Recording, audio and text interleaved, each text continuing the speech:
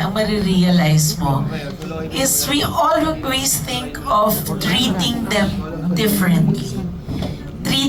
Yung iniiba natin yung pakikitungo sa kanila. Pero bakit natin gagawin yun when they ang isa sa pinaka-gustong-gusto nila, gustong-gusto ng pamilya nila, is tratuhin natin sila the same. Diba? Kung paano, normal, walang special. Gusto nila matrato siya at maramdaman nilang pareho lang natin sila. Ako, I wanna hear from Sijan. Kasi from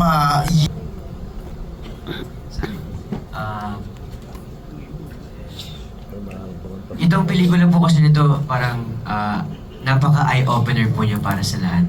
Dahil ipapakita ng pelikula na may pamilya na sobrang higpit dun sa anak nila na may Down syndrome.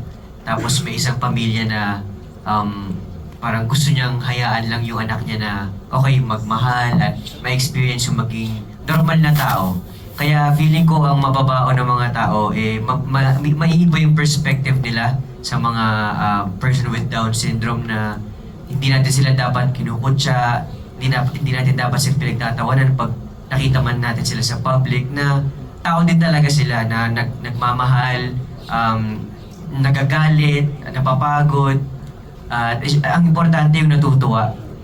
Mas marami lang talaga tayong mga normal na tao pero mas may bilang din sila. Hindi lang sila basta basta special lang sila. May bilang din sila sa mundo. So, para tratuhin din natin sila ng tama at tratuhin din natin sila ng normal po. Salamat. Pero silang lamang sa atin.